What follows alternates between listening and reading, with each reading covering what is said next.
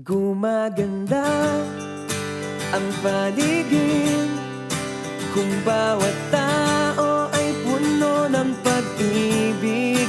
Napapawi ang bighati, masilayan lang ang iyong ngiti. Okay gandang isipin ang isang mundong puno ng pag-ibig.